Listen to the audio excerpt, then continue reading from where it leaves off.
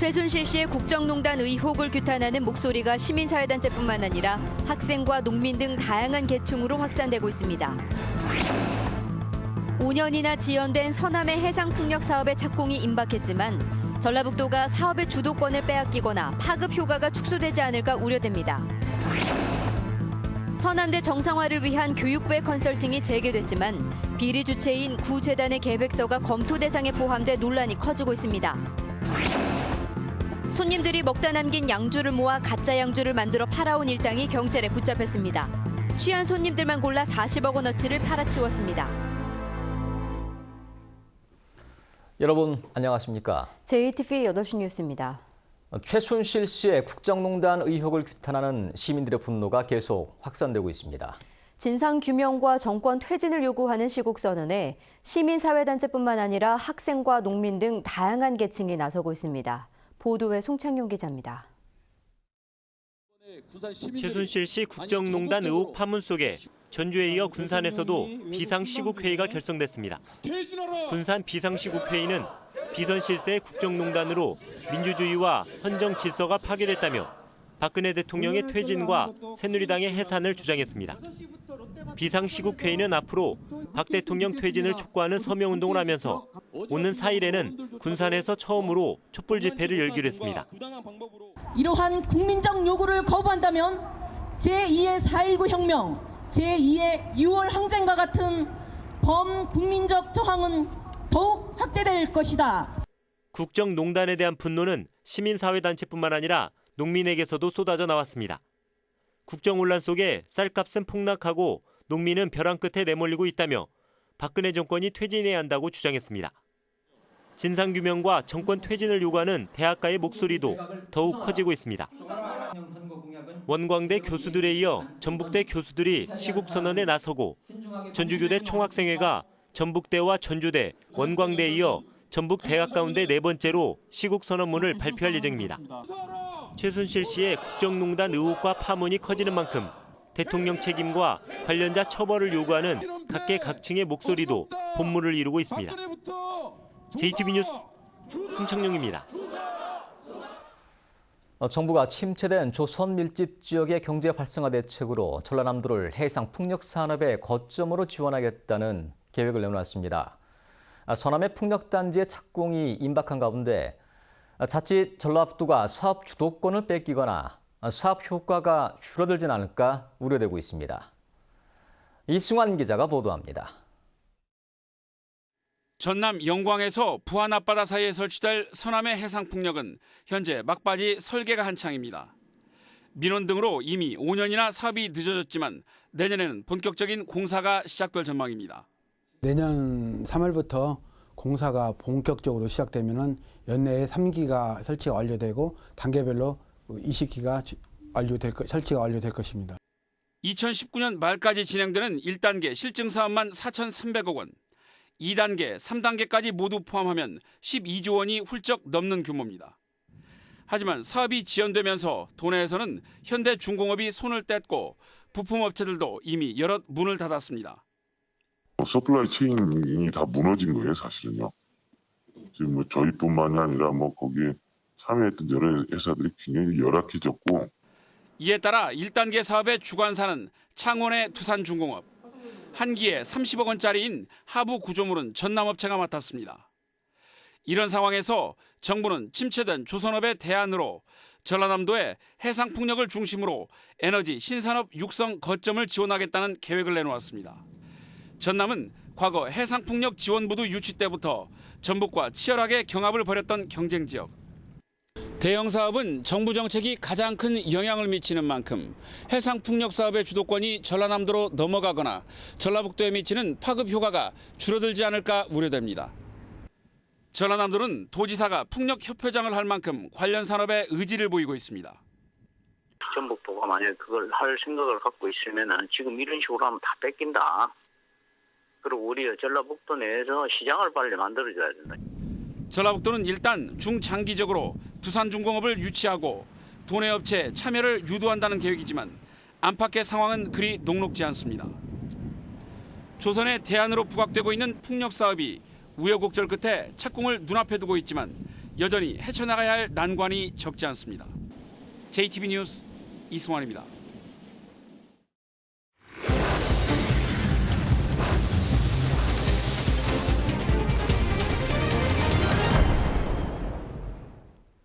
익산시와 환경부가 지난주에 폐기물 불법 매립 문제를 해결하기 위해 공동 대응하기로 대책을 내놓았습니다. 하지만 주민들은 실효성 없는 대책이라며 강하게 반발하고 있습니다. 김진형 기자의 보도입니다. 지난 6월 지정 폐기물을 불법 매립하다 적발된 익산의 한 폐석산입니다. 익산시와 환경부는 넉 달 만에 폐기물 불법 매립 문제를 해결하기 위한 공동 대책을 내놓았습니다. 익산시는 폐기물 불법 매립업체, 환경부는 폐기물 배출업체, 온상복구 등 조치 명령을 각각 내리기로 했습니다. 그러나 불법을 저지른 업체들에 대한 책임 범위를 결정할 재판은 시작조차 못해 조치 명령까지는 상당한 시간이 걸릴 수밖에 없습니다. 책임 비율을 따지려고 하면은 소송 결과도 있어야 되고, 그러면 이게 닭이면지냐 달걀이면지냐 이 술래바퀴 속에서 계속 딜레마에 빠지게 돼요.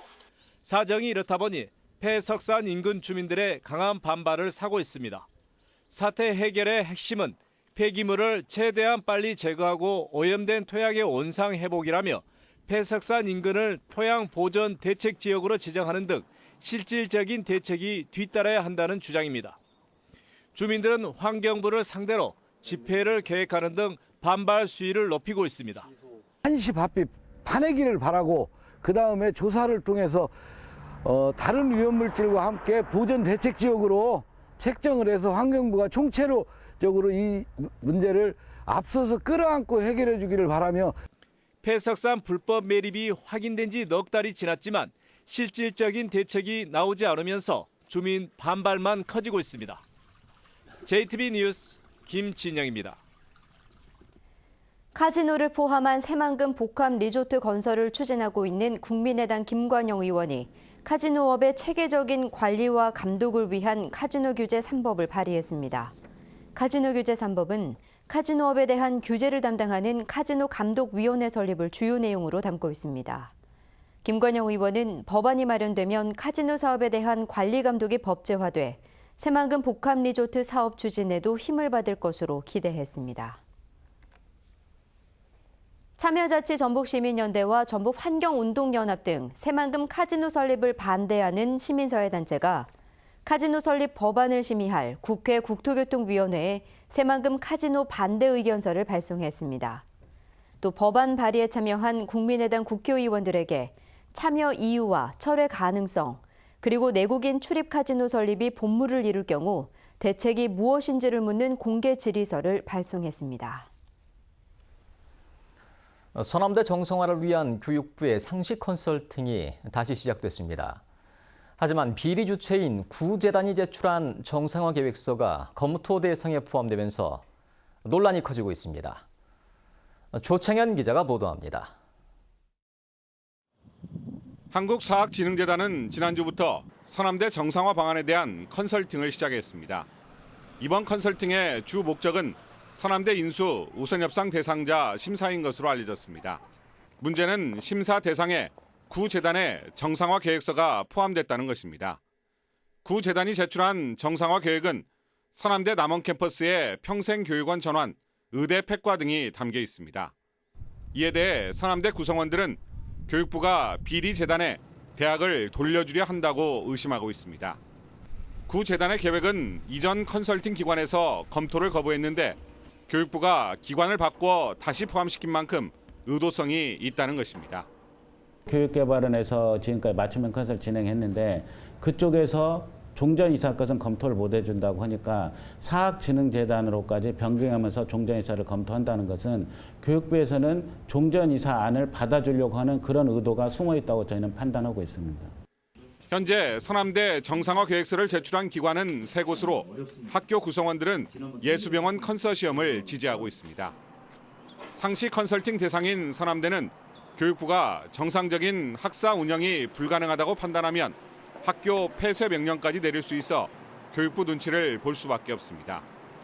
이 같은 상황에서 최근 구성된 서남대 임시이사회는 의대 폐과에 반대한다면서 교육부 컨설팅안을 존중하겠다는 애매한 입장을 밝혀 논란을 키우고 있습니다.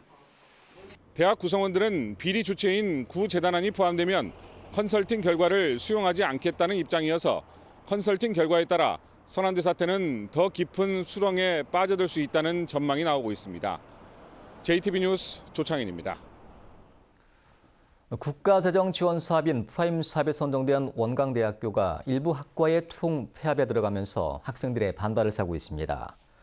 원광대학교가 봉황인재학부와 동물매개치료학과 등 2개 학과에 대해 통폐합을 통보하고 내년부터 신입생 모집을 중단하기로 하자 해당 학과 학생들이 통폐합을 반대하며 강하게 반발하고 있습니다. 원광대학교는 재정지원 사업에 공모하기 전에 해당 학과와 충분한 논의를 거쳤다며 학생들의 피해가 최소화되도록 대책을 마련하겠다고 밝혔습니다.